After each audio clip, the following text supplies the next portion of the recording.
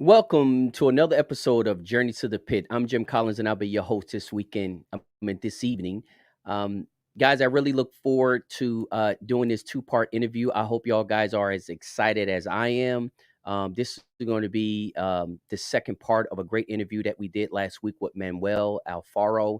If you had an opportunity to watch the first part of the interview, I'll encourage you to go over to the Journey to the Pit fan page on Facebook, regardless of where you're watching this at. You could be watching this from YouTube and watch part one.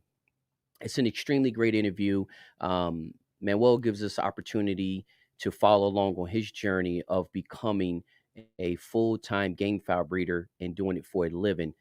Is an extraordinary story. He talks about his adversity that he had to go through, how he visualized his dream and his whole journey. We just talked about part one last week.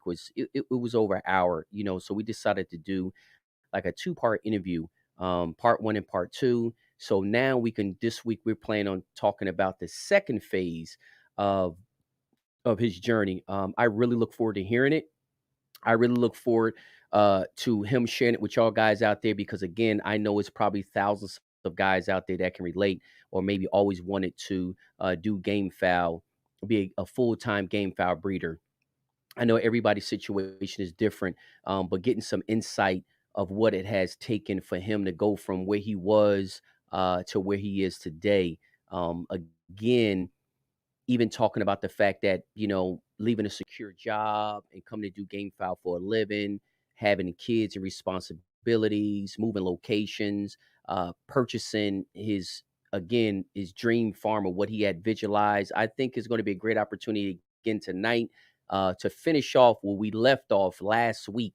So if you have not had an opportunity to watch the first part of the Manuel Alfaro interview, I encourage you to go on over to the Journey to the Pit fan page and watch part one.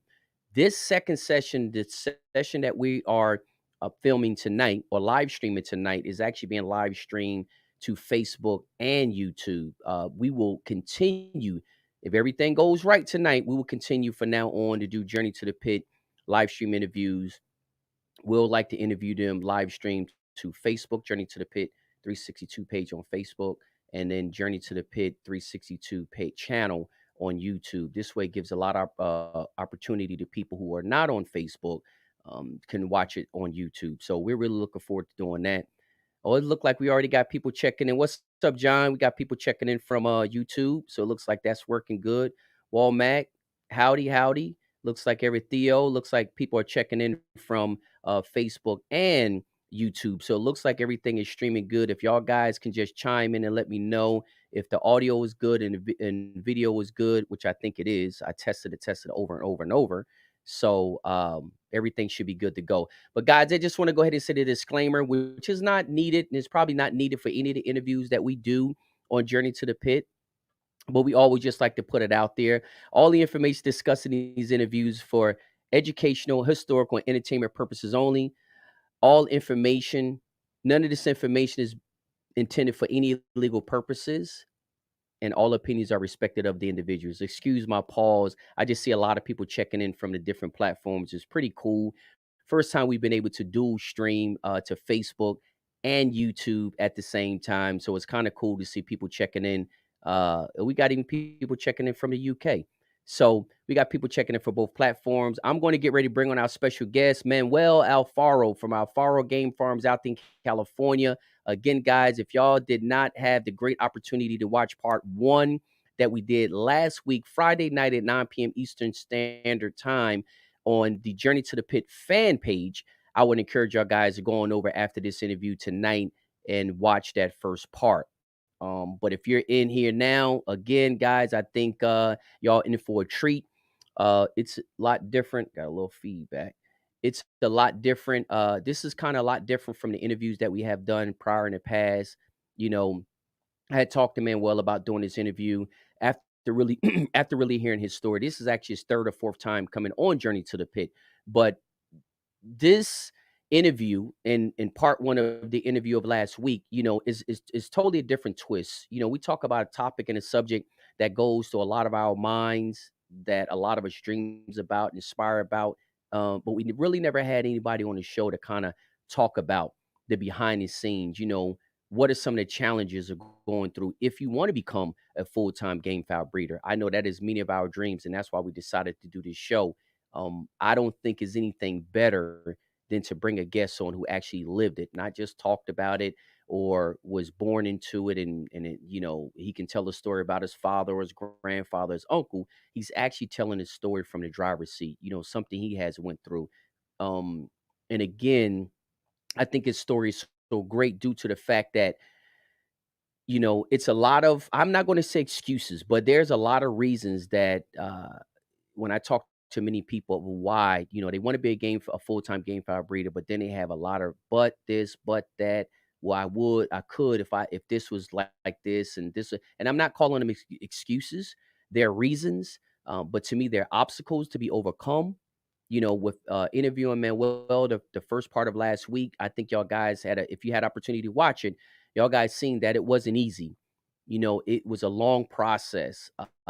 He's not a second generation cocker. So nothing was kind of pre-set up for him. It's something that he pursued. He had a dream about it. He pursued. He talked about a lot of great things that he did to get himself mentally ready. He also talked about, leaving that secure job, hitting I'm gonna say the first large obstacle and kind of deterring him or deterring him to be doing this full time and kind of making a choice easy for him to go back to his nice secure corporate job. And it was just great to hear his story of how and what he took in consideration to decide not to go back into that corporate secure job and just continue on pursuing his dream, even though it was a very uncertain time for him and a very large obstacle right at the beginning of him starting out there, getting out on his own. So, guys, like I see everybody checking in from all over the place. We greatly appreciate y'all guys coming in and hanging out with us tonight.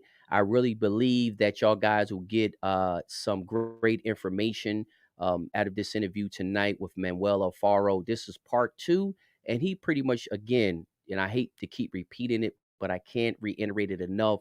The first time us having someone on a show that took us through their life story of working a full-time corporate, very successful job, secure job, and then leaving that and doing game fowl as a full-time job to pursue his dream. I think is a very, very powerful statement. I think it's a very powerful story. I think a lot of us or all of us can gain inspiration from it. But again, a lot of y'all guys know him because he's been on the show a couple times, but I learned stuff about his story the same time y'all guys did. It was stuff that he talked about last week that I did not know. But again, it was very, very inspiring. So I hope that y'all guys gain the same inspiration that I did from his story last week, this week. So, part one, just looking at some of the messages. What's up, guys? I see y'all checking in from all over the place. We got UK, we got North Carolina, Texas. Glad y'all guys is chiming with us tonight. I think y'all be very satisfied and very inspired. Theo, yes, he inspired in part one because I'm a first generation cocker. Yeah, that's exactly why, again, Theo, why Manuel is such an inspiration, because again, he had no head starts at all. He just started from the bottom, like that song started from the bottom. Now we hear, I think it's by Drake or somebody. Well, he's a prime example. And I know it's many, many other guys. There's probably thousands of guys out there that have been uh his same type of situation, left for full time, secure career, corporate job, and then went out and start doing game fowl full time, to pursue their lifelong dream. I know there's a lot of guys out there that probably have walked that path or traveled that journey. But Manuel's the first one that we had on Journey to the Pit that was willing to share his journey with us. And again, guys, I just hope y'all can gain some inspiration tonight from this interview. Again, it looks like everything is chiming, and we got even Honduras in the house, Kentucky in the house. Yes, guys, and we really appreciate it. Again, share the live stream. The more people that we can inspire, the more people that we can make a positive impact on their life, the better it is. That's the whole purpose of Journey to the Pit, to make a difference in 1 million cockers lives from all over the world. We can only do that by sharing this information. Don't keep this information strapped to your boots. Share it out there. There's a lot more other people that may need to hear it that you may not think needs to hear it, but need to hear it. So I'm gonna go ahead. We got Manuel sitting on standby. We see North Carolina, Alabama, Kentucky, Honduras. We got the UK, Mississippi. We got people coming in from all over the world, which is exactly what we want. So, guys, I'm gonna go ahead and bring our special guest in tonight. We got Manuel about to come on in. Again, guys, we got Illinois. We got Manuel about to come on in. He's going to chime in. Let me bring him on the screen and just work with us if we have any technical difficulties, because again, this is our first time that we're doing dual streaming to Facebook and YouTube both at the same time. But it looks like everything is going well. We got Florida in the house. We got Rio Grande Valley, Texas. Let me go ahead and bring Manuel in. Let's see here. What's up, brother? How you doing this evening? What's up, Jim? How are you? Good, good, good. So you can the sound and audio is pretty good on your end? Yeah, everything sounds good on mine. Okay, good. Good. Well, I don't know if you had an opportunity to listen to my long, extra long intro, while you was on standby. I don't know if you had an opportunity to listen to that or not, but I kind of set the stage. I kind of set the stage for you so we can kind of dive on in. But guys, like I say Perfect. before we dive on in, if you had opportunity to watch the first part again after this interview, I really encourage you to go over to Journey to the Pit fan page and watch the first part so you can put the whole story together. Manuel is not going to kind of start from the beginning. We're going to go through the second half. And if I'm right, Manuel, we kind of left off. We kind of left off the part when you decided not to go back to your job. You know what you took in consideration, how you made that decision, and then you went full time. Continue to go full time. So, do you remember? Did that sound kind of right? Where we kind of left off from the last interview? Yeah, I think that sounds about right. That's about That right. So yeah, listen, that sounds about right. since we left off at that part, I know you and I talked about it's some things that you said that you kind of wanted to talk about, you kind of forgot because again, you're telling a person's life story in an hour and 30 minutes, which is kind of not, it can't be done. But what would you like to start off tonight? I know what I would like to do. If I can maybe pose the first question if you don't have a No, starting absolutely. Go point. ahead. Shoot, and then I think that'll kind of refresh everything so we can Right, right. kind of get it all moving. So last week, when we talked about you deciding, you went to your interview, and the reason why you went to that interview is because when you first started out on your first year of going full time as a game fowl breeder, they had the Newcastle lockdown. I call it a pandemic out there in California, Yeah, and that was your first year. And you talked yes, about how you know you didn't really feel it that first year. You kind of felt it the second year because obviously the first year you couldn't really do the breeding that you needed. So obviously you wasn't going to feel that until a year later. So let's yeah. start from there. The first year you step out, pandemic hit, you decide to maybe try to go back to your job and decide not. Let's just start from there and then we're going to roll from there. So when you had the Okay. first year, you started out, the Newcastle hit. How did you kind of deal with that? Well, it was pretty stressful. It was Hmm. well, not pretty. It was extremely stressful. It was extremely stressful because they were coming around and getting rid of all the birds, anybody Hmm. that was in the proximity of any Newcastle outbreaks. Like I think it was like a few square miles. So if you were within that area, Hmm. no questions asked, they would just come in and wipe you out. So I was kind of nervous. We got many years setting into several families that we've Right. invested in there. So it was very difficult. I had to do a few things where I had to get them out. Hmm. I had Hmm. to protect my flock, make sure that everything was good, and um, all the seed fall I kept, and pretty much everything I could reproduce, I Right. uh, I got rid of it. You know, so Right. I couldn't really breed. I took everything off of the barrels. I put Hmm. everything into cages just so it looks like everything was already empty. I just Right. figured that if if it looked empty, maybe they wouldn't come and bother, you know. Right. But that wasn't the case. You It said that was wasn't the no, case, it huh? wasn't the case. No, it wasn't the case. They actually did come to my place, but when they came, there's quite a bit of distance from my front gate to my house, right? Maybe I don't Hmm. know, like 200 feet or so, 300 feet. Right. So I can see who pulls up, right? Hmm. And it was so I was so nervous about it that every time I was like I was a prisoner. I would look out of the window and I'd Right. make sure there was nothing there, and then walk out because the guys were coming around testing. Which I probably Right. could have just gotten the test, but I didn't know if they were to come in and wipe me out. So Right. I had to take my Exactly. precautions, right? So they Right. did come to my house and they left a notice, created a bunch of anxiety for me. They said, "Call this I number. We're gonna test," and I said, "Nope, I'm not calling." You know, I'm You not said you're calling not nobody. calling, huh? Yeah, no, I'm not Right. calling. I couldn't. I could have just bring them right into my doorstep. And Right. so I have neighbors. They have just regular chickens, right? And so they tested their flock, right? Mhm. They came back a couple times, but just left notices, and it was towards the latter part of it. So they did come in, right? They left me alone. They just decided not to, probably because I didn't have anything on the barrels, or on the Right. teepees, or there wasn't that much noise. It was just very select fowl that was here that what I needed to keep going, you know. Wow. So So you so had to make it some adjustments, like you said, to protect yourself because you was in a very vulnerable state at that time, huh? absolutely. Well, if they take that out, then I'm starting from scratch.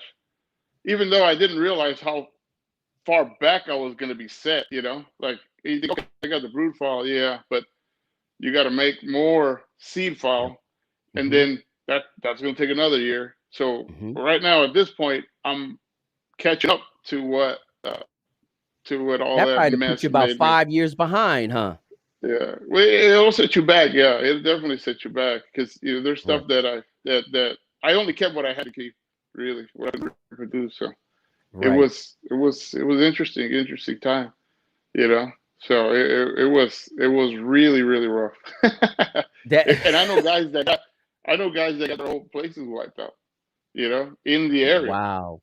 In the area, got the whole, and I got lucky. I was fortunate that it didn't happen to me, but it was a very interesting time because really I didn't have as much work, right? I Mhm. couldn't read, I couldn't do a lot of stuff, so we got a lot of time on our hands to think, and that's what causes probably the hardest part, where it's like, okay, I'm not working towards the goal, Right. right? The goal was to do this full time, Right. raise fowl, you know, and do all that stuff, but I wasn't even getting to even try.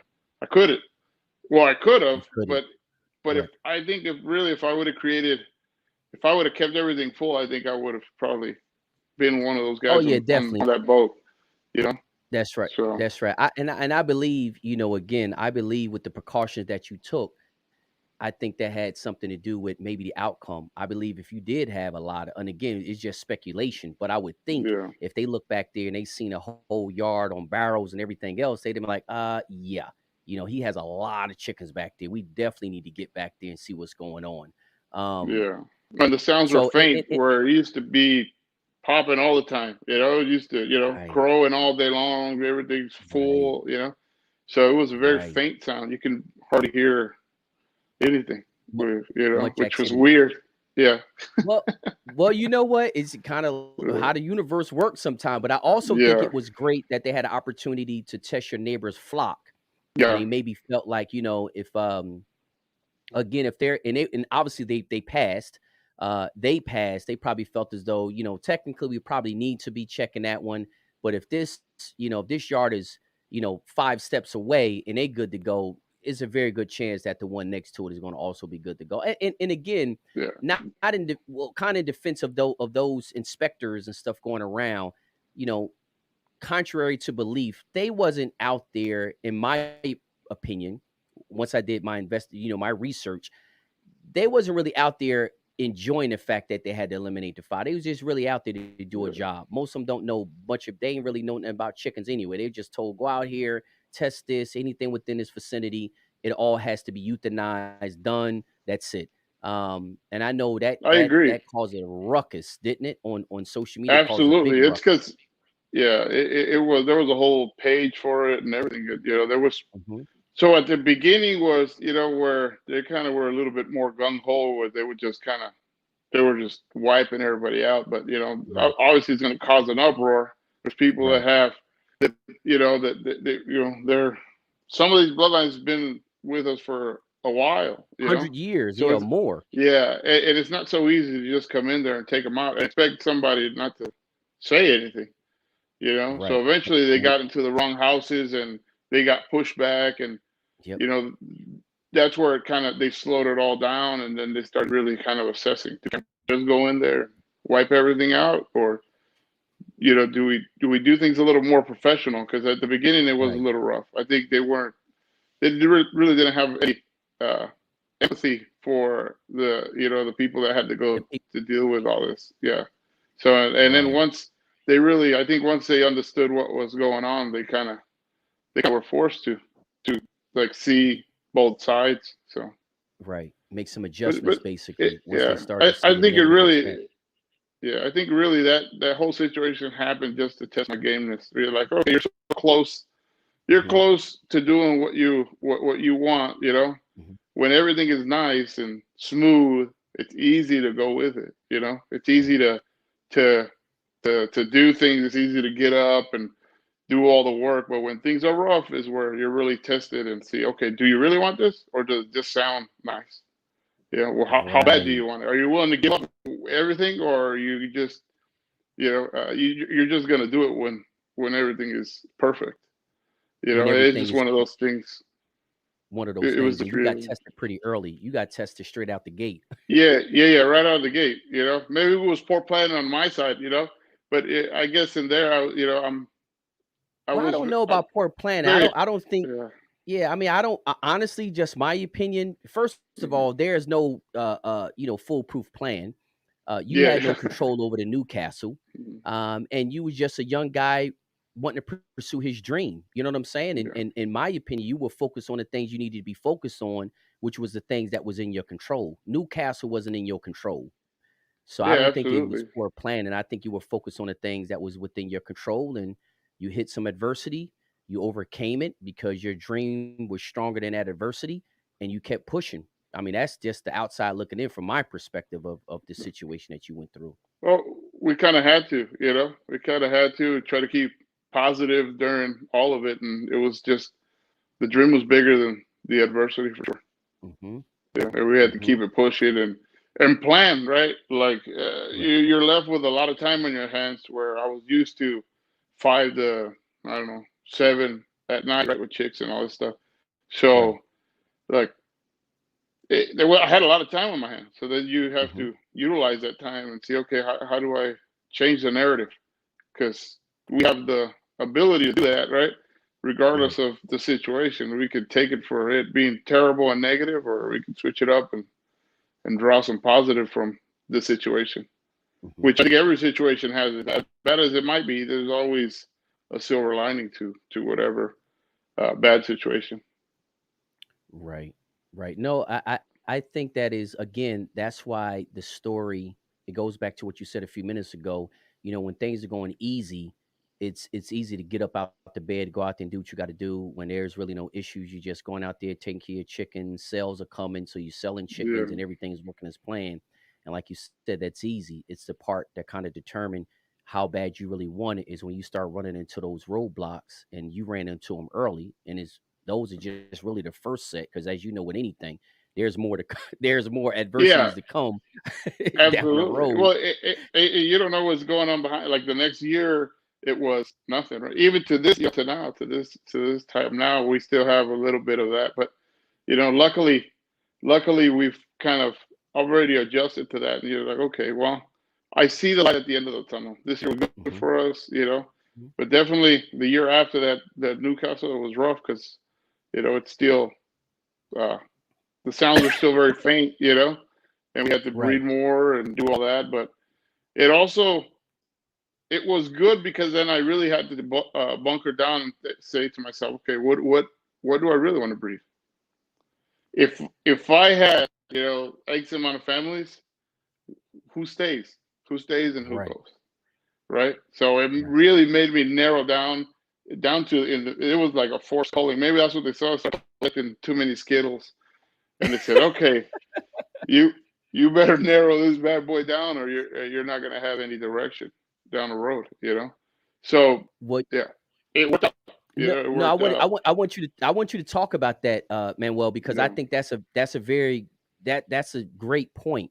And like you say, it may not have been planned, like you say, you call it forced culling, yeah, but you made the best out of definitely. it. So, you know, with that being said, you in that situation, you know the situation got you in a very vulnerable position. So now you're forced to really look at moving forward. I cannot move with this whole program that I have right here. I need to make adjustments, right? Yeah. Not So everybody could be saved. That unfortunately, I was put in that position where, not everybody can make the team, right? So right, it was really what was going to keep S- us or elevate us in the future, right? Because we don't right, want to stay the same. Obviously, we want to progress. Every single right. year, try to get better, and we had to stick just with the families and the individuals that were going to propel us forward. You know, so it was very interesting. You know, Well, I can imagine it was interesting, especially when when you put in a position where you got to do a forced culling. It ain't like you yeah. set back and planned it out, and you've been evaluating over the last seasons, saying, okay, after this season right here, we're going to move in a different direction. That's a lot different than, okay, this disease is upon us. We're forced right now, probably within the next 30 to 60 days, to really start doing some evaluation. And I'm pretty sure some of those birds that you had to evaluate or didn't make the team was birds you maybe had for a few years, I would think, or Yeah, yeah, was no, some of the definitely. Definitely. It was definitely stuff that I've had, for a while where, we had to really put them through a microscope and examine, Mhm, are they going to uh, move the breed forward, right? mhm, Do I need it? Do I really need it? Or is it just something I had laying around because I had the extra barrel room or the extra right, pen space or whatever, you know? right.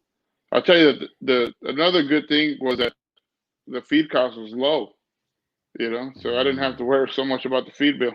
It was probably one of the few right. things that was good, but it That's was, one of the good yeah, things that came out of it through the yeah, it was forced culling. It cut your expenses down, huh?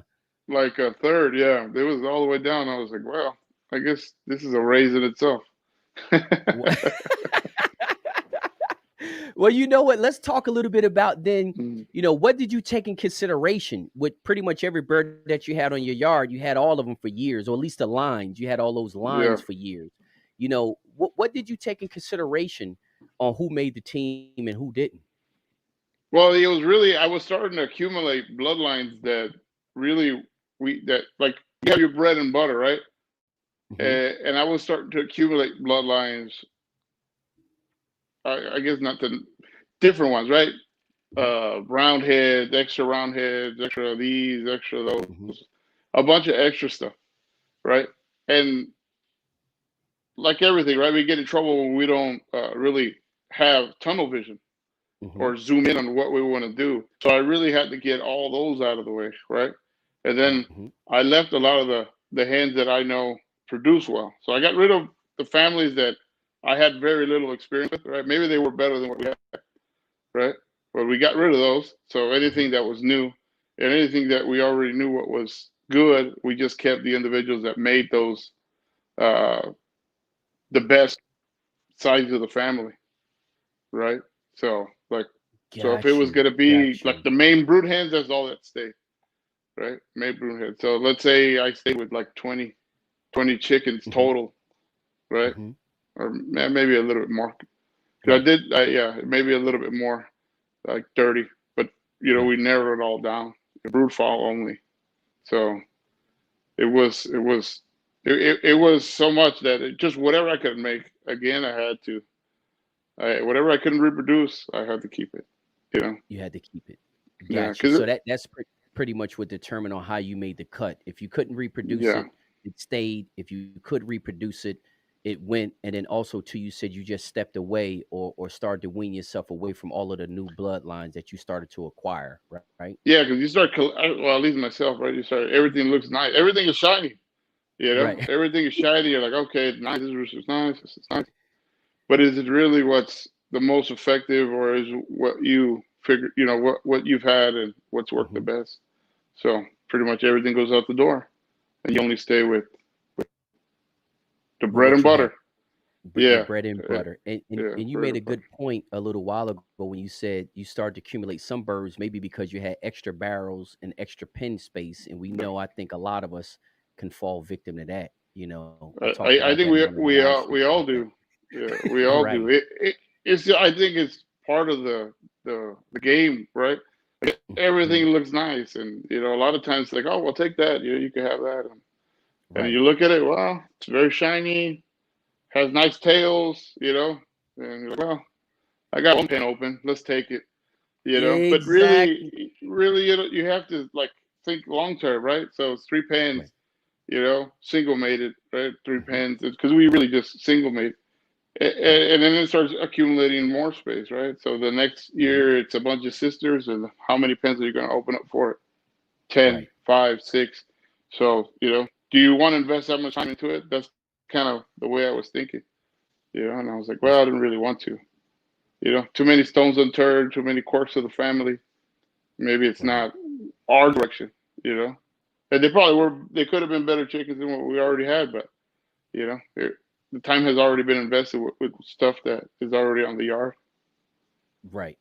So it made more sense for y'all guys to kind of go, especially with you starting out. You starting out, you going full Yeah, time. There's already a whole bunch of the road is uncertain walking ahead. So at least you got to kind of find some type of predictability, which is, hey, absolutely.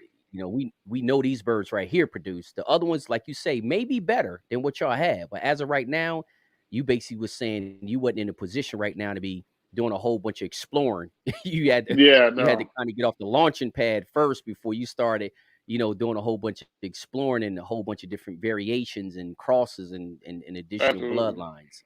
Right, right. Yeah. So, you know, again, I think to me that's something a lesson, a teachable moment, a teachable moment because I'm pretty sure even if you have extra barrel space now, do you ever revert back to that mindset that you had at that time? Like, hey, you know what I mean? I really don't just because I got an extra barrel or extra pin, I don't really need to occupy it just because I Well, have it. Do you kind yeah, of think like that from that experience?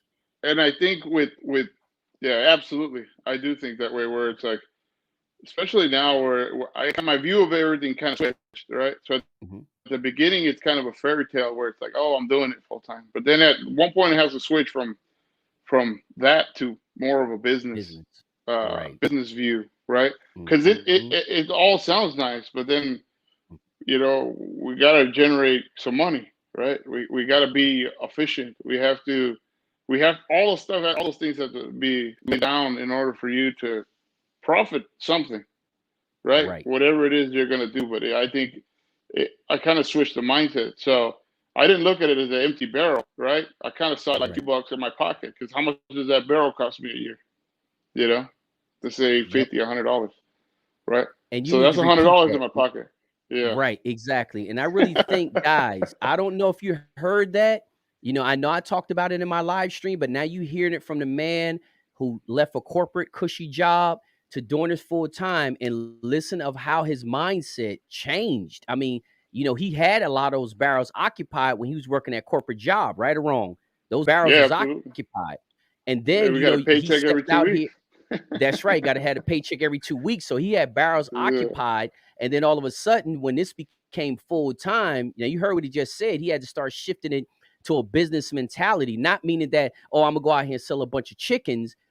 Like he said, he had to run more efficient because he had to recognize of cost, you know what I mean? Not just of a sale, but hey, it costs before I can even make the sale.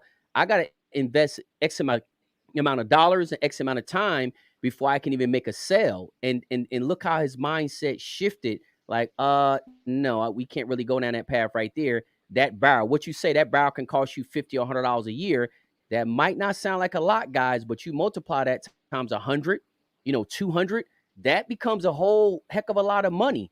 That yeah, becomes a lot of money. And not even if you just starting out, but more so if you are just starting out, you got to keep your costs to the minimum and try to run, as tight a ship as possible if you want to increase the chances of you being successful, because it ain't guaranteed. But if you want to increase your chances, like Manuel just said, you got to start looking at it as a business saying, and just because that barrel's there, I may not, need to put it on a barrel unless it's cost efficient. correct? Yeah, absolutely. It's because at the end of the day, that's what it comes down to, right? Like Hmm. we're here to breed as close to perfect as possible, right? Which Hmm. at times you can let a few things go, but never something that's absolutely cold 100%. You got to get it out. Hmm. There's no room for it. There's no room for it. It looks at you sideways, doesn't act good. You got to get Hmm. rid of it.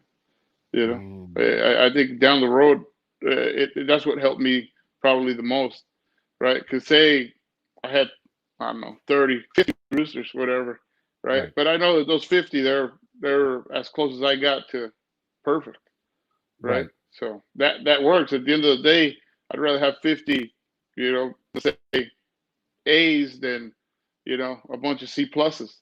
It's just right, not going to work, or right. C's, Or whatever. It's B, not going to work. hmm I or can even B focus. I can all minuses. my energy.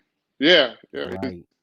Sometimes those are the most tricky. That the Hmm. ones that teeter in between those two, because it's like, well, it's in the window. He don't look bad, or he acts Right. okay, and then you give him the pass, and then it costs you, and it will It, cost you. I guarantee that it will cost you. You'll be sitting there, ready to get the bags, right. start dumping all the money in, and then Right. sorry, your B minus showed up. E- So exactly. it happens all the Exactly. time, and I've been victim of it myself. So Hmm. yeah, it's just part of the learning curve. Well, you know what's amazing, guys? The amazing part about it is look at when Manuel learned that. You know what I mean? Like he had been in chickens for years. Um, working at a cushy job, been in chickens for years, guaranteed check coming in. Every barrel on a farm had something on it. And even besides the Newcastle, I mean, it wasn't just even the Newcastle that changed your mindset. Is the fact that you started to look at everything from a business perspective is pretty much what changed your culling process, right? Absolutely. Well, because things start tightening up, right? So the Hmm. Newcastle set up a whole different year for me the next right or next season. So Hmm. I had to look at what we can cut back, and then obviously there's a lot of things just taking because an ace is going to eat the same amount of food you know as a Right, coal. So I'd right, rather feed again I'd rather feed a few aces than you know 40 coals. So it just doesn't yeah, look good for me to say, okay, how many chickens you have? 300. right, Awesome. I'd rather have I have 20. But come look at them. They're top right. quality. They have all the attention. They're good natured, everything. So And it I has to agree with switch. Well, no, I mean, again, listen, brother, I agree with you 1000%. I got a lot of flack when I made a video one time and I told guys that you can afford to lose at least 20 to 30%. I said 20%, 20% of the birds on your yard. And guys like, oh man, you can't do that. I said, dude, I promise you, especially, you know, I haven't been to too many yards that they could not have did away with 20% of their birds. Now, again, if you got 10 birds before all of the really tough culling, but if somebody got 50 birds, they can afford to lose 20% of them if they didn't already have a mindset that you're talking about now. I think you went Yeah. through your 20%.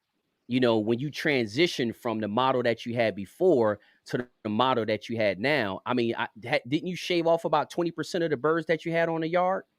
Yeah, probably a little more, but You know, it made me a better chicken man at the end of the day. We really had exactly. to pay attention to details, and you have to go Yep. out and you got to watch. Like that's why for me, for sure, I have to feed the chickens always myself, right? Gianna will Mhm, help me clean water bowls and do all that, but I mhm. always have to feed because when you feed the chickens, they'll interact with you. Everybody Right. has their personality. Everybody moves around, right? Mhm. And when you feed the chickens, you really get to see kind of where they're at. You know, where Right. are they? So I'll always feed, and that's kind of when I observe, right? What are Right. they doing? What do I Mhm, like this? Do I like mhm. what they're doing? Do they carry themselves confident? Are they kind of nervous and wild? And all that stuff you got to take into consideration because that rooster, if he's nervous and wild, is probably going to stress out on you. You know, Right. just Mhm. just depends. It depends on the family, obviously, Right. also. But I think all that stuff plays into the the chart, right? So Hmm. whatever we have about 100 strings, right? So we'll go through all feed, and then I look, and even when they're in the teepee side, which is the more right, that part, that those roosters have already been selected. They're already the 10%, right? They Those are made the the ten cut percent. basically. Yeah, Okay. and sometimes there they got a B cut. Right. Maybe they start getting a little quirky, start getting a little weird, and they're just not for that side. And So then we got to call selection. them. So your selection process basically, it never ends, right? Never, yeah, it never ends. It never It ends. It never never ends. ends It's constant. because It's from egg to to the day they to leave the earth. That's what I say. yeah, to leave. Yeah, it Right or is wrong. I that mean, much. Yeah, it is that. It is pretty much that, because you got to figure out too, at what stage do you say, okay, I'm not gonna breed this old rooster anymore. He's not doing nothing mhm, for me. And granted, that situation, we'll let him chop cotton until he's gone. But you right, have to make that decision. Again, that right. the cost. The cost versus everything. So at Yeah, the least in my cost versus situation. right. Well, no, no, and again, man. Well, Yeah. listen, we got you up here just due to the fact that you experienced it. Because look, you turned into a whole different. We're going to get to this, but you turned into a whole different chicken man from when you was working that cushy job with a guaranteed check to when you went full time. And I think that's why again the story is going to resonate with a lot of us and be more inspiring to so many more of us due to the fact that you know, we're basically listening to how you transform, not only just as an individual, but as a chicken man. And you're hitting a lot of points that I have talked about in the past. A lot of times people say, hey, you know, when should I select? I'm like, dude, the selection process to me, it starts from the beginning. It starts from the egg. And I gave a story, and I'm not going to say what farm I was at, but I was at a farm and they were pulling chicks out the you know, chicks were starting to hatch. And it was some chicks in the bottle in a bucket. I heard some cheep, cheep, cheep. I was like, hey man, you left some chicks is in that bucket with the rest of those eggs. He's like, look, if they're struggling to get out the egg, they already a call. Period. Yeah. I'm not gonna go in and crack them out the egg. If they can't crack out that egg on their own, then it's a done deal. So, it gets to that point till you get something 4 or 5 years old. And like you say, not really acting right. He might have lived for 4 years on a farm, but right now, you're not gonna cut the mustard. Yeah. So, No, you're a living example of how you saying you have to call. It just never stops. It's always an evaluation, and that's the reason why you feed personally, right? yeah, absolutely. It is day to day, right? It changes day to day. So Hmm. many times it's happened where I go out and I'm like, okay, I thought, this rooster was it, and he's just doing something that I don't like, you know. Right. And we have to call those things, whatever. Hmm. Because at the end of the day, you breed that rooster, right, and you breed him to a bunch of different hens. I can almost bet you, if for some reason all those ones with the bad habits are going to be popping up all over the yard, and then you're going to be left with a bunch of roosters that are a family of fowl that have these weird habits, and now you can't Hmm. get it out of there because you have a whole yard full of them. Hmm. So if you start eliminating them, then you don't have to worry about it. And if you only had to have two, perfect. Keep the two good ones Right. and get rid of the Too good. rest. Right. And start from there. Start where you are. It's a slow process, right? We're dealing with Hmm. living animals, so it's a slow process.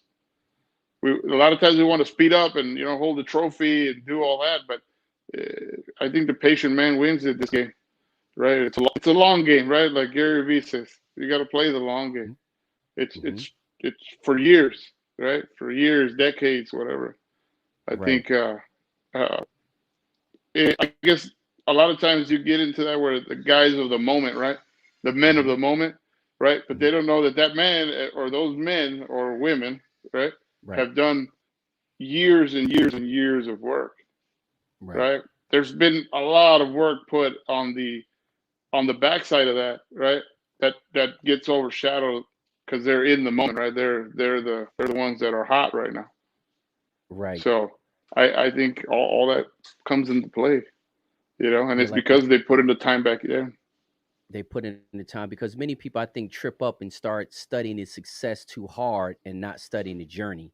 And then they try to Yeah, replicate the success. Well, the thing is, when you try to replicate the success is a result of the habits of the work that was put in behind the scenes on that journey.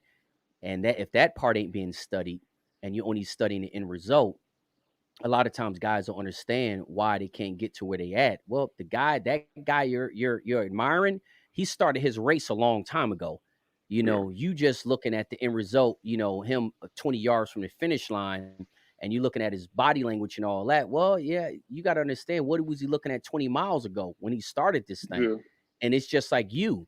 I mean, they're studying, looking at your file now, but and I still didn't post those pictures, but looking at the pictures and when you started out, your foul don't look nothing like the foul you have today and the condition that they are today, the healthiness, the way they look, the shine and everything is way better. It's like night and day. Again, back in the day, like you said, you had some excellent genetics and excellent foul, but you was a whole different type of chicken man. So, yeah. The chicken man was you know what I failing. mean? He was like a D minus chicken man, you Right. know. And now With we're like top at a quality C plus genetics, maybe. huh? Yeah, yeah. We did him no Well, justice, you know. We did him right, no justice, and that's the part where I learned also on the way. We're the stewards, right? We're in charge. They can't tell right, us.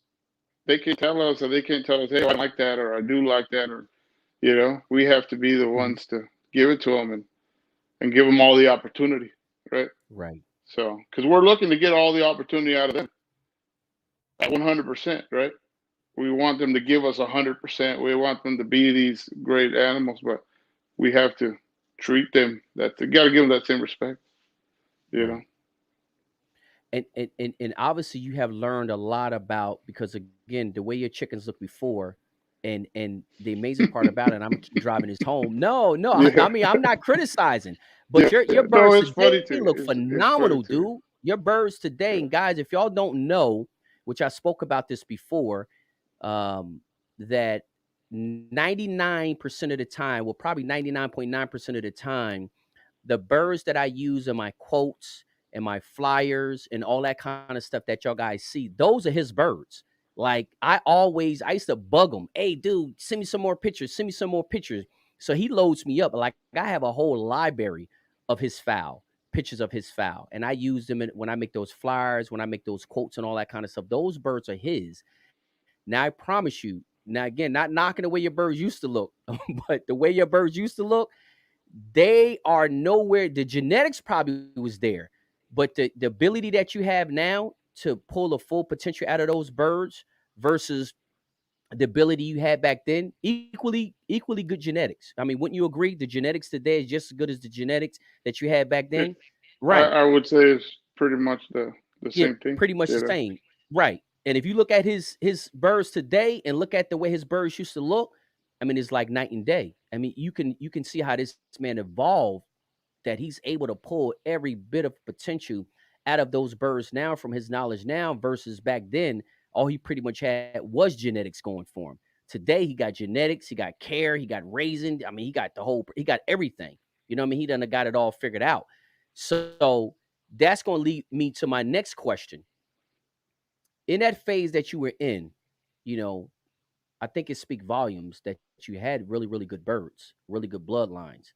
But did you feel like you were getting the full potential out of those birds back then, say 10 years ago? Well, I didn't know any better, really. Mhm, You know, mhm, I really didn't know any better. It wasn't common sense to me. You know, mhm, it wasn't really common sense to me. I had to do research, and you know, Mario and I at the beginning, right? Like, we were kind of very in a similar position, right? He had much nicer chickens, much better, mhm, you know. mhm. And I started kind of spitballing ideas with him. That's kind of where everything started to progress, you know. And then I've been mentored by a couple guys, really, and all that stuff started catapulting everything because he started talking about, you know, probiotics. He started talking about what are you feeding. He started talking about Right, starting tilling that dirt, you know, because the right. bacteria builds up, you know. And Mhm, I didn't have room to move them from one side of the yard to the next. So what did I have to do? I right, had to, you know. switch up the Right. beddings and do all Right. that. So I had to get creative, right? And those guys really kind of helped everything. They Uh, kinda helped prog- everything, right? yeah, yeah, because I didn't know, I didn't know how do you get to that point. How do Right. you go from from not even deworming your chickens to deworming on bi-monthly or monthly basis or whatever Mhm. works for you the best. How do you go from not giving any probiotic to giving that 3 times a week to the brood fall and vitamins and all that other stuff. Right. And do they really need it? And when is it effective to use it on? Right. When is it the most effective for them to absorb all of it? So that Mm. all that stuff, right, is stuff that we kind of started learning on the way up or on the way towards the path, right? Right. So it all made a difference, and slowly we start putting it together. At my mom's place, I used to have a double stack. I had like those 39 by 39, right? And I put sand Right. in there. I'd put sand in there, then switch it out, and then I would switch those guys to the bottom pens. Like I'd rotate them so that their feet wouldn't get all Wow. dried out and get all beat up. But it's what I had. Used to fly roosters, Right. a little. I think I sent you a video of rooster flying onto like a down, a duvet just flew in there. Right? It's like a pillow Right. top, right? And Right. that was my table. But as we progressed, as we started learning, I had to upgrade, right? Slowly, Yeah, well, I mean, slowly. listen, man, I think that's the most phenomenal part is the fact that looking where you came from. You know what I'm saying? I Yeah, mean, you're first generation and looking where you came from again, and not to tease on the birds that you had back then, but man, you truly evolved. I mean, I think that's a perfect example that, like you said a minute ago, you got to start with where you're at. Whatever you have, you yeah. start from there, and that's pretty much what you've done. And I've guys, I had just want some to kind of guys. with I've some had some guidance, right? guys when I've had some guys come to the house, right? Like from when I used to live at my parents' house to now. Also, there's Hmm. been several year gap there, and Right. they're just kind of like beside themselves because I was probably they had chickens too. I was probably in a worse position than they were, right? Hmm. But the difference was that right, I stuck to it, right? Tried Right. different things. It was the dream since then. It was a Right. dream. When they came there, they couldn't believe what they were seeing, right? And to Wow, me, they it's couldn't normal, believe it, right? huh? To me, it's normal. It's my day to day. I do feel extremely fortunate, right, to be able to do Right. and move and have the farm and do all that. But after a while, it becomes normal, right? It's like okay, Right. the next goal, the next goal. But to them, they were Right. just like just kind of. He was kind. I could tell he was very beside himself. He couldn't Hmm. believe it. And I told him, Couldn't I said, believe where you came from, huh? we weren't. Yeah, he couldn't believe it. And I was not in the position then to even think about getting a house or think about getting a farm or think about Right. buying a $1,500 trio or $2,000 trio or even a five hundred Right. dollar trio. I Right. was not in those positions financially at those at the beginning.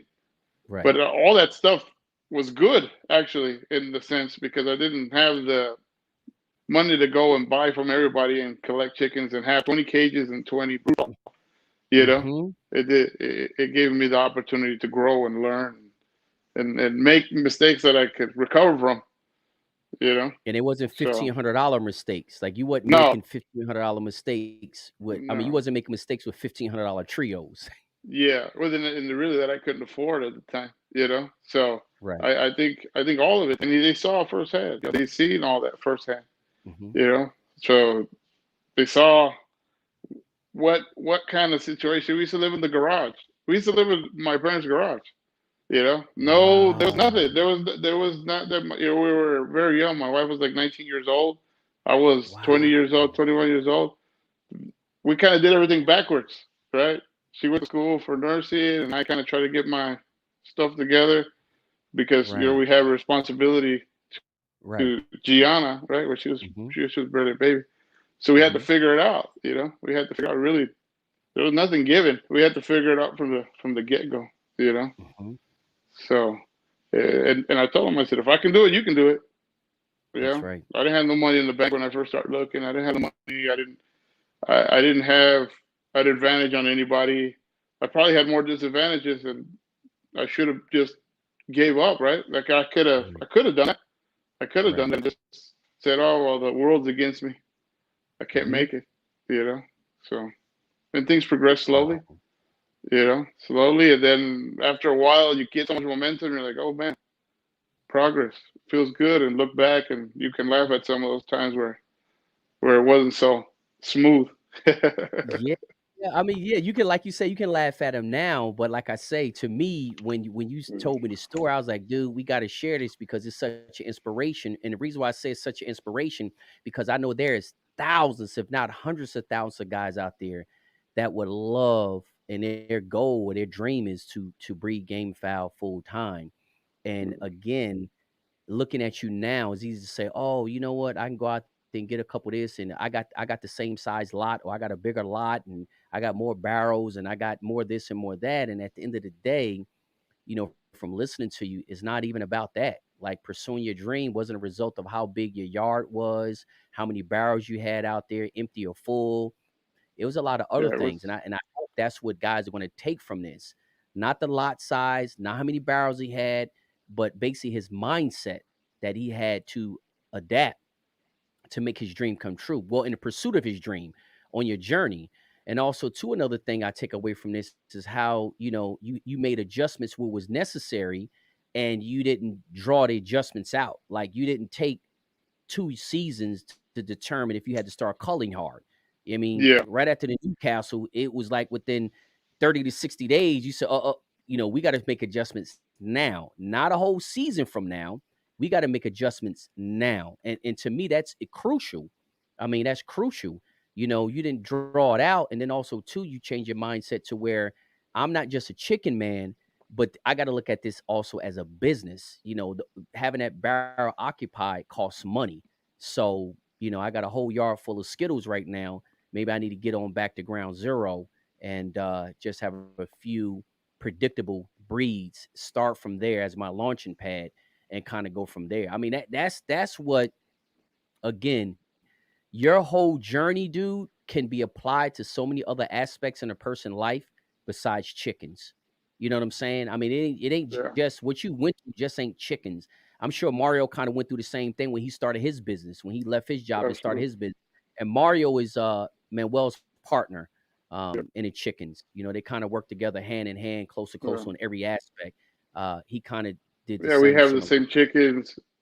Right, The chickens always end up coming over here. So at the end of the day, they're both of ours.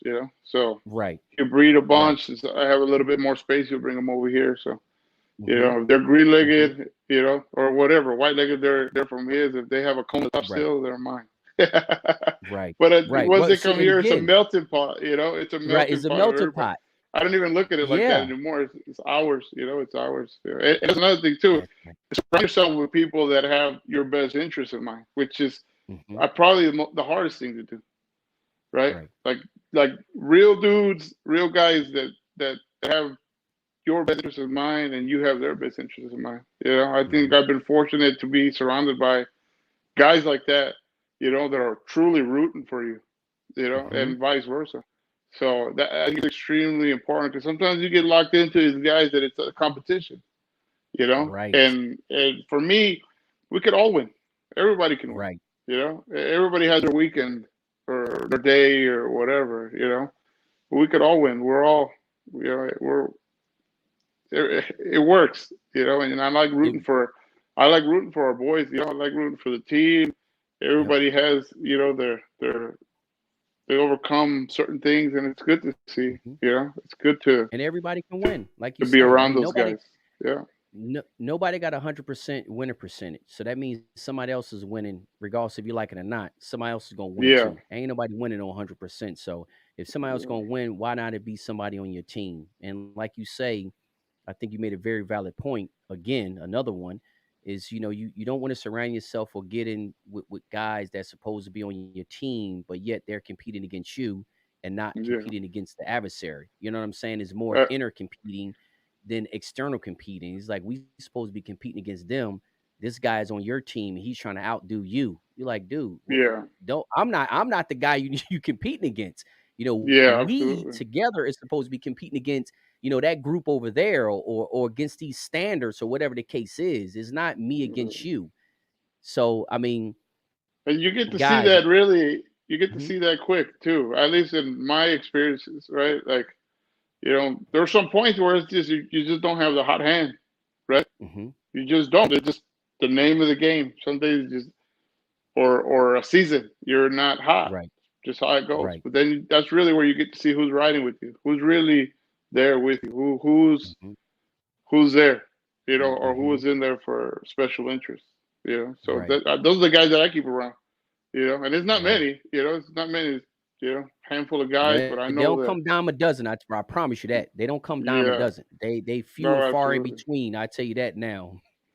Yeah, I completely agree.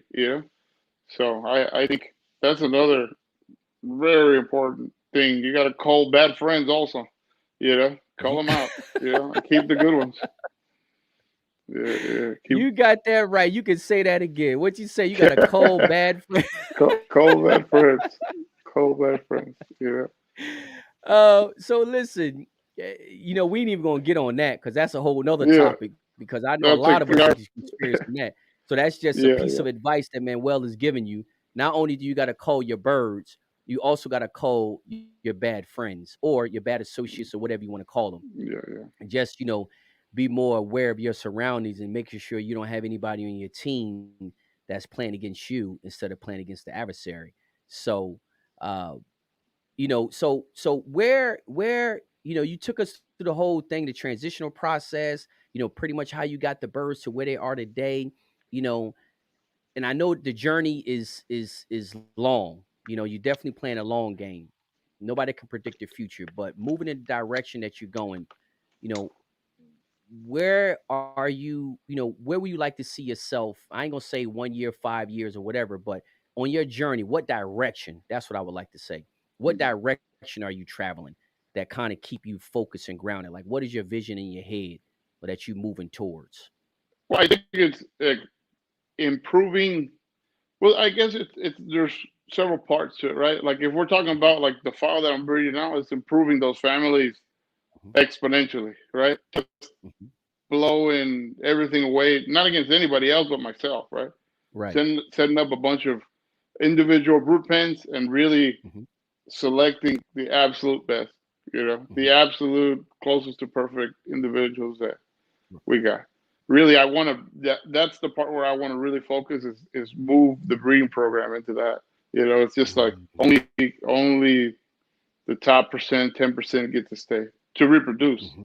To Mhm. continue the family, Mhm. and and I think really that will help out pretty much everything else, right? Once you have the file zeroed in on Mhm. and kind of perfected or as close as you can to it, I think from there it kind of makes everything else easier because we definitely have big aspirations to travel, right? Right. That's been the number one thing, really, to Right. travel and get ourselves up at the highest level, right? Mhm.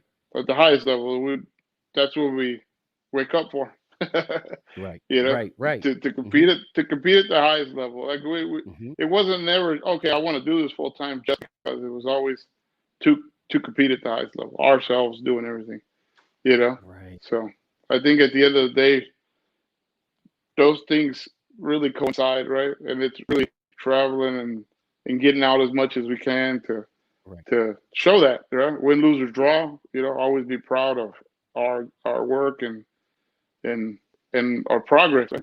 Sometimes it's Right. slow and sometimes it's fast. So I think I don't know if I answered the question, but No, no, you definitely answered it. And to me, what I take away from that, which I think is a very great point, is the fact that your main objective is to produce better fowl every season.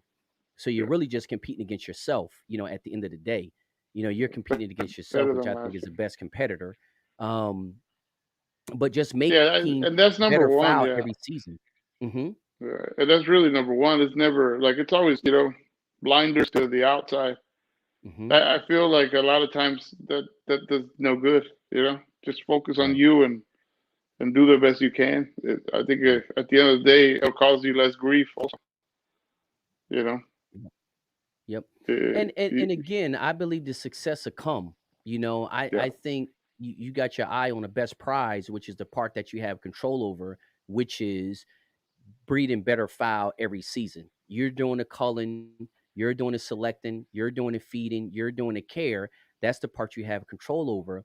And to me, success is going to come, or at least the results to your program is going to come. And a lot of times, I think guys, they don't focus on a process.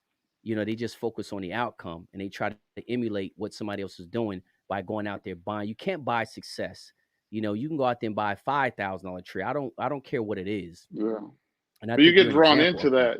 that. I think Yeah, you you get get drawn drawn into into that. you get drawn into that, and it takes away from the process. Really, Hmm. I think right now in the day and age, you get to see a lot of guys' success, right? So Hmm. you want to be there. You want to fast forward to that portion. Again, the person at the moment, they're the ones that Hmm. are on top. Hmm. So, but there's a lot of work, that goes into it before you get to that portion, which we're working on. We're not close to that, but we're working on that middle part. Hmm. The getting to that point where it's like, okay, we've got here. Now Right. let's get to work. The Right. fun part starts. So, Right. I think stay your lane, keep your blinders on, and improve what you got going on. Right. And just work with what you Just have. work with Don't you. just wait till you get to what you want. Just work with what you have. And to me, I think, again, that's the story. I mean, I think that's your story. You said you couldn't afford the I've had to. expensive trios and all that kind of stuff. So to me, that's your story. You Yeah, work with I what you had. had, and that was pretty much it, right? Yeah, I had no choice, but to start where I was and not let the circumstances around me dictate my future. Mm, I couldn't. I couldn't, and uh, I've had that mindset since I was a kid. Right? It was always like, I can do it. I can mhm, do it. I can do it. And I know mhm. my brothers would always be like, "Well, why does he always get what he wants?" But it was because I figured out a way to get it. You know, it was Right. always there was. I had to figure out how to do it. Mhm. Or whatever it was. So, and we checked off a lot of boxes, and then I think this one's just a bigger check. You know, Right. but I think that's what really intrigued me of the game file is just every year you have to improve because if you stay the same, Mhm. you're already behind. So for me, really, what keeps me kind of focused is that we can do good this year. The next year, you can fall. Because you have to invest the time every single year to stay there. Stay at the top or continue the climb or whatever part you're at. Right. So and again, I mean that's getting you have to get better every year. This Have to. this game and like many other games, you're there is no leeway for you to continue to stay the same that same year. And that's why I always say people should always kind of have a little experiment project on their farm, regardless if it's only 3 or 4 birds or 5 or 10, if you can do it. Because again, every year you have to get better. If you don't have experiment projects, you got to start experimenting with your selection. Because not say your selection change every single year, certain parts of your selection that stays the same, but competition change, standards change. There's a lot of things that change, and I think, like you said, the culling process is continuous. The selection process. Would you think? Do you think your selection process you always also reevaluating that, not just with the Absolutely. culling, but are you reevaluating your selection process too? Yeah, absolutely. Absolutely. Because they got, right, you kind of progress, right? So let's Hmm. say 5 years ago, the standard or what would pass was totally different, Hmm. right? Maybe I would let nervous chickens pass or something a little different pass, Hmm. but now I won't. Especially if it's Right. in house. I won't. Now I can't because you know Hmm. where that leads you. So all that culling, all the selection, and a lot of the stuff. There's triggers that you see way before. Hmm. You start noticing the triggers. We have to pay attention to detail here. Like there is no way around it. Hmm. I think the details here is what separates the great from the good. You Mm-hmm. know, a lot of the Mm-hmm. guys, I think, really when they break down the details and from the greats, they were extremely detail oriented and they broke it down. You know, they were masters Right. of certain breeds and certain things, and they knew those file inside and out. So that's kind of Right. what I, from then to now, is really the way we've progressed. And every year we start putting some stuff away, you know, and say, okay, I like this, I didn't like that. I Right. hear interviews, I've heard plenty of Right. information on the interviews you've done, and you know, it'll all trigger stuff, and it'll open relationships too. So I'll ask different Right. people questions. You know, guys that have been in the situation. You know, guys that have been in my situation, Mm-hmm. and I have to reach out and be like, hey, kind of get out of my comfort zone because Right. you know, I don't know. For me, it's not always the easiest thing to ask for advice, right? Mm-hmm. Because then I don't know how it's going to be received. But then sometimes you just got to push that aside, you know, push the pride and ask, hey, you were in this position. How did you, you know, elevate or how did you move forward from that position? Mm-hmm. What made the difference? Because they could give you some information that's going to save you 5 years or 1 year or a really bad headache or a terrible season, Right. you know? Right. So, Right. and all you had to do is ask a quick question. Most of the guys are quick to share information, you know? Right. So And, that's another and thing too that kind of I had to utilize, you know, utilize those guys that have been there. right. And I guess, like you say, it's just all a part of the process of evolving. Yeah. You knew, but it goes back to the habits, like you said, that you had as a young child, always trying to figure out how to get what you want. Hmm. And that's basically what you're doing now. You just throughout Yeah. this whole chicken game, you just been trying to figure out ways to get the result that you want. And if that came to, like you say, stepping outside your comfort zone, reaching out to different people, paying attention to more detail, paying attention to different details, I think it's extremely important that people need to understand that this whole chicken thing is an evolving thing. It's a moving thing. It's not Yeah. stagnated. You just can't set a certain standard in stone and don't vary from it. I mean, I personally don't see how. Yeah. Um, No. and I know again in Puerto Rico they call it tradition, and here is probably the same. A lot of things are done traditionally. People are doing them traditionally when you ask them why they doing it. You ask, well, why do you do this? And they can't. Oh, my granddaddy did it, or my uncle did it, or I see other guys who won all these trophies. They do it. Well, at the end of the day, if you want that result, you may get it once, but you ain't gonna get it too many times until you understand why they're doing it. And it seems like that's what you were doing with the paying attention to detail is understanding why things happen the way they happen, huh? Yeah. Absolutely. Definitely. That was really. It becomes like an obsession. Hmm. From the Well, that's a second I good wake thing. up in the morning, you know, it's like, what do I go and I'll, you know, first I'll watch something motivational, and then I Hmm. watch chicken stuff all day long, interviews and how to raise fowl, some stuff that has nothing to do with game chickens, but Right. how can I raise, how do they raise pasture chicken, right? And I've Right. taken some stuff from that, and you know, it's all the process. You could take tidbits from everything and put them into play, you Hmm. know. But it's constant learning. It's a constant learning of different methods. You know, I think Right. that's probably the number one thing. Every we got to keep learning. We got to understand why certain things happen and why they work and why Hmm. they don't work. You Why know, they work and why they why why don't why, work. Hmm. why they work and because a good friend of mine here asked me, well, why do you do that? And at the beginning, I'd be like, well, what are you talking about? Why do I do? Why do you feed crack corn? Or why do you do this? Or and Right. I'd sit back and I'd be like, well, so everybody else does. Everybody else carbo loads. Everybody else does this, Right. right? And then, but I had never really questioned it. I did it because that's what I knew. And then once you Right. start breaking down the questions and saying they need this, they need the other, they need protein, they need Hmm. fats, you know. Then I started understanding what we really needed and why I was doing it or why it worked, And you that know. made a So difference, huh? made all the difference. It It made made a difference. Yeah, it made all the difference. You know, whether I had a sprinter or a guy that was ready for a 40-yard dash or 100. It was Yep. all the difference. So That's it. That I mean, I yeah, but listen. That is it. I think you're exactly right. I mean, I always say, you got to not just know the how, but you also got to know the why. And the yeah, reason why it's important to know the why is because that's the only way you can make adjustments. You know what I'm saying? Like if you're yeah. not getting the outcome that you want, and you don't know why you're doing the things you're doing, you just like gambling, like you just doing stuff. You know what I'm And saying? And you're wasting like, oh, it time ain't working. and wasting time. Really, like Eh, that's you can't go through and do the same thing over and over.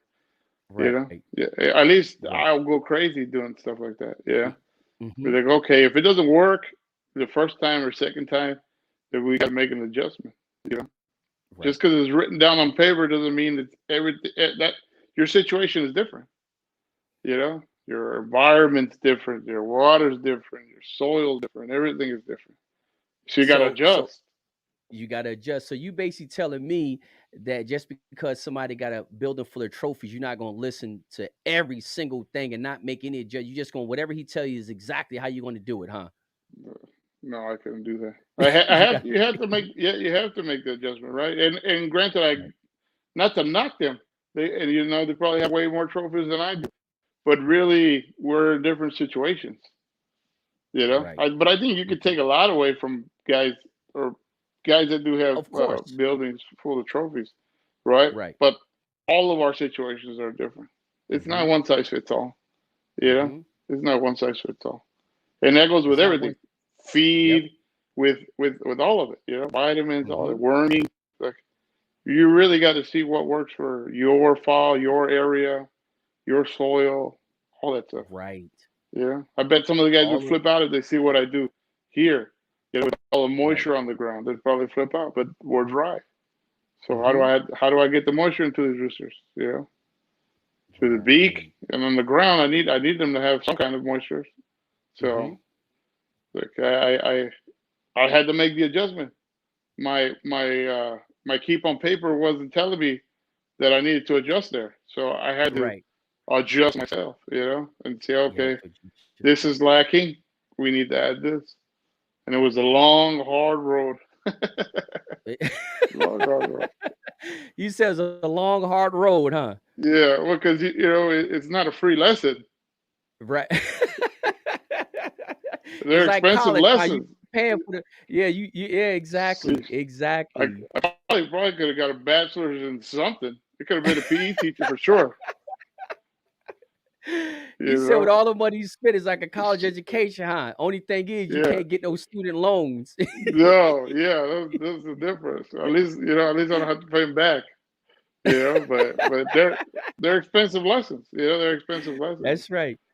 And I still learn them to this day. You know, Still, and I'll, you're gonna I'll, continue on.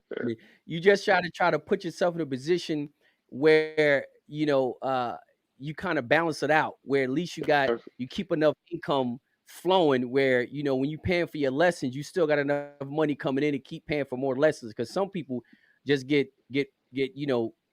out the game because they lessons are too expensive and they ain't got enough. yeah, They're making too many yeah, yeah. mistakes too early, and it ended up running them out, discouraging them, running them broke. It happens all the time.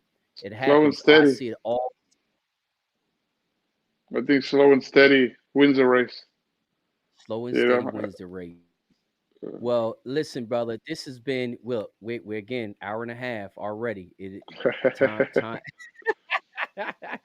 time flies. So listen, guys, it's we're at the hour and a half mark already. Once again, the first interview I think was the same thing, an hour and 40 minutes. yeah, So we might have Manuel come back on again because again, he's a great guy to talk to. You're talking to somebody who's been in the trenches, first generation, started from nothing. He's a perfect example of being able to have good genetics at the beginning, but not pulling the full potential out of the fowl because he lacked the knowledge as a chicken person. So I think the amazing part of his journey is not just with the condition of his birds in today, but how he has transformed as a person, as a game fowl breeder.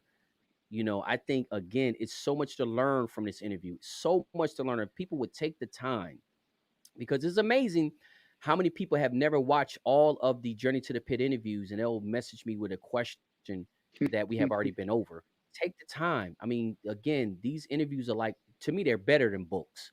They're better than books, but it's so much more to learn. Listen how he had to adapt, how he would start to force coal, how he transitioned from looking at his game fowl just as chickens to as a business. Not meaning his standards change, meaning that he don't like chickens, they just income. No, no, not from a lack of passion, but he had to get more efficient. Again, like you say, he eliminated probably 20% or more of his birds on his yard. It's so many jewels in this interview. If you just chimed in, I encourage you, once it's done, to go back to the beginning and listen to it, because there's a lot of things that a lot of guys need to hear.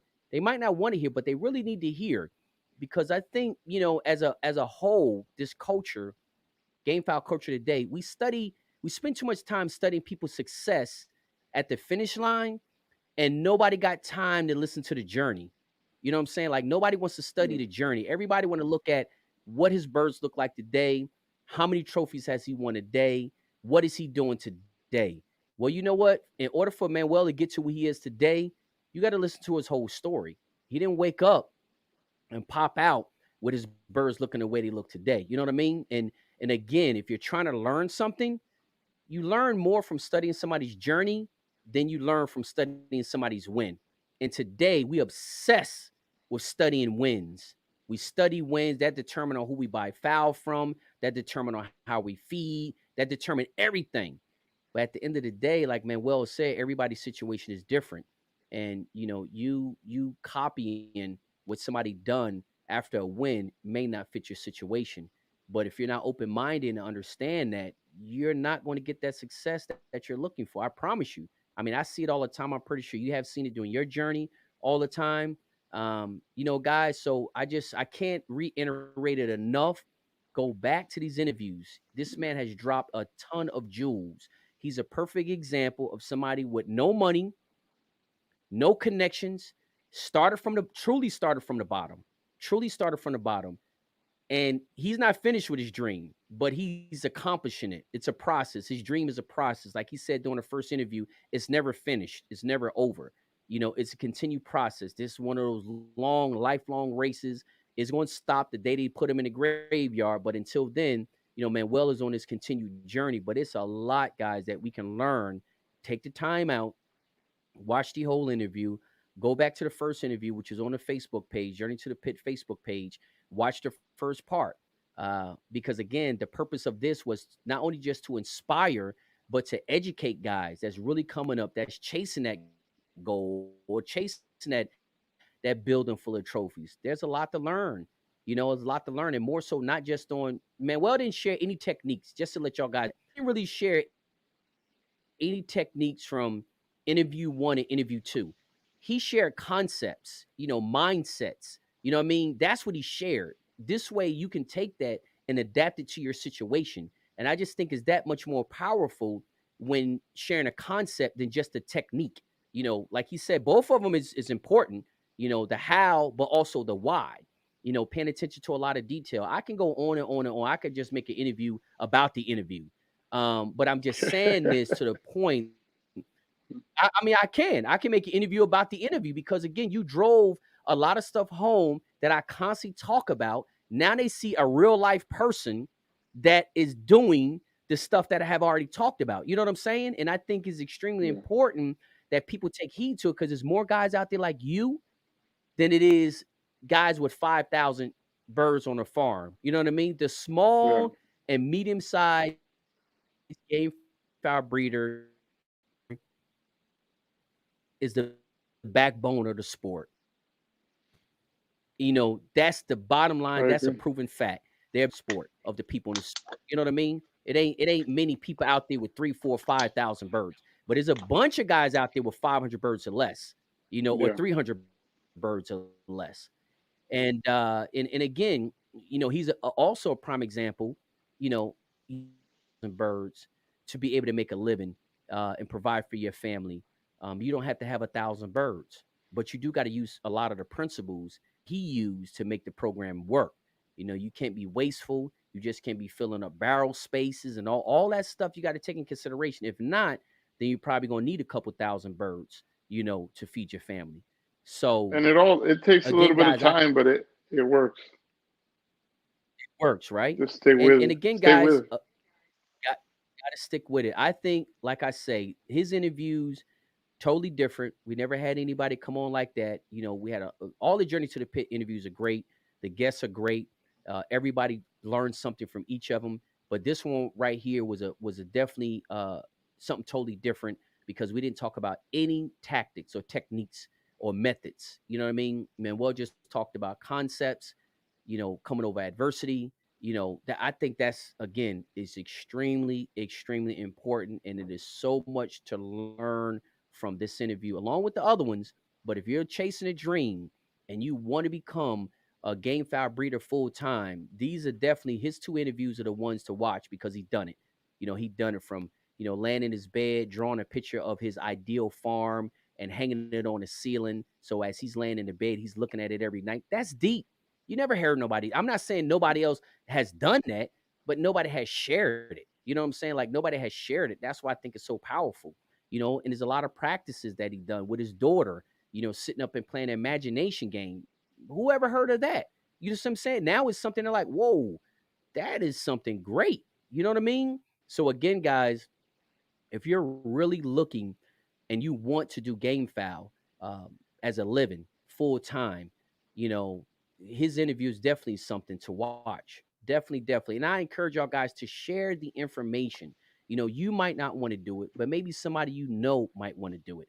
And they may need to hear the stuff that Manuel is talking about to maybe grant them some guidance. Like he said, he reached out to a lot of other people that have been in the situation that he's in or may be in or moving towards, and he gained advice from them. And there's a lot of friends and maybe even family that's in the sport that need to hear this kind of information. If you can't benefit from it, I'm sure somebody can. So I always encourage y'all guys to share this information. Manuel, you have any last words before we close out? No, thank you, Jim, for having me on. It is. I think this was pretty fun. Kind of It aside was, man. from the rest of the techniques, but it was a interesting situation for me. Yes. I no, I definitely think I really enjoyed it. I really enjoyed it, and it really made me feel really good because I truly believe this interview, not just only going to help somebody, taking care of their birds, but the fact that I think is going to kind of give some of us out there some confirmation that we can do it. And I think we don't hear that enough. A lot of people out there have dreams, but they're not surrounded by people who encouraging them, saying that you can do it. And you was a perfect example. Your parents didn't want you to do game foul for a living, and it's a lot of Mm-mm. other guys They out there still don't want me that to. exactly. So, exactly. That's my exact point, and that's why I think it's so deep and it's so powerful. You know. So again, But guys, they if you're do watching, appreciate the progress. I'll tell you that of they do course, appreciate the progress because I think at the beginning it's shocking and obviously different, right? But they appreciate the progress. I think you could definitely see a change in their demeanor where it's like, their okay, it's working. attitude towards it, right? It's working. Yeah, I knew you could do Right. it the whole time.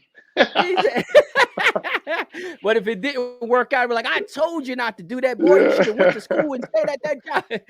uh, You know how that works, but guys, that's something that you can also learn from too. I mean, he came through a situation where his parents didn't want to do it, but he still went out there, pushed forward to pursue his dream, what made him happy. And that's something I think is a lot of us need to hear. Sometimes our friends and family are the ones who don't want us to, pursue our dream in chickens, and not because they're doing it, I think, from a malice intent, yeah. but they love us and they don't think they can't see our vision. And if they can't see our vision, they kind of pushing us more towards something that's more secure and more predictable. But Yeah. a It lot of was from times that's love. not what Yeah, it happens was with definitely God. out of love. Yeah, Yeah, they were yeah, definitely definitely looking out of out. love. Yeah, Exactly. it was out of Definitely love, out of and love. They wanted you to follow the same train that everybody else is getting on. But that ain't, mm, that ain't what made Manuel happy. So Manuel went out yeah, there and just put them strapped on them boots and jumped in them trenches to walk towards what was going to actually make him happy. And again, like he says, an ongoing process, but I think he has done a phenomenal job up until this point, and we wish him much, much more success and many blessings to come. So man, well, I appreciate you Thank you. coming on the show. Guys, if y'all watching from YouTube, make sure y'all hit that subscribe and notification button on there. We want to continue having these dual streams to YouTube and to Facebook.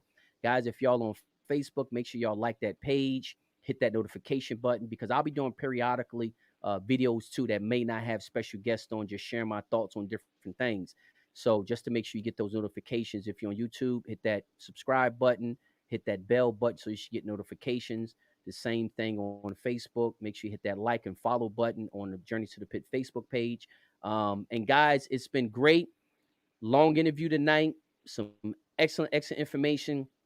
Don't be surprised if we bring Manuel on another session, and then maybe on those sessions we can start to talk about techniques. You know how he gets those birds looking so good, and that's probably when I'll post the pictures of what your birds used to look like and what they look like today. But they look phenomenal. And Thank he you, didn't Jim. buy them like that.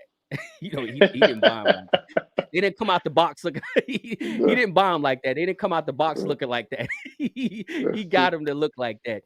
So, brothers and sisters, again, I appreciate y'all guys watching from all over the world. Looks like we done had people literally watching from all over the world, from overseas, many different places, Europe, again, Alaska, all over the place, Puerto Rico. We didn't have people from all over the United States. So we really appreciate y'all guys chiming in. I hope y'all guys enjoyed this interview as much as I did.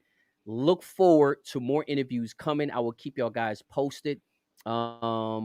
If y'all guys are not on Facebook, don't worry. We'll be posting stuff to YouTube to keep y'all guys abreast. We're looking to have another interview Friday night, 9 p.m. Eastern Standard Time this coming week. Stay tuned for the special guest that we will have on. Again, guys, please share the information, because there's somebody out there that may not have the opportunity to watch but need to hear this information, that their dreams are possible.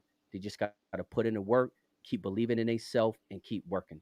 So, y'all guys all have a good night. Stay focused, stay positive, stay blessed, and I'll see y'all soon. Good night, Manuel. I'll talk to you soon, brother. Thank you, Jim. Have a good Okay, night. good night. Bye bye.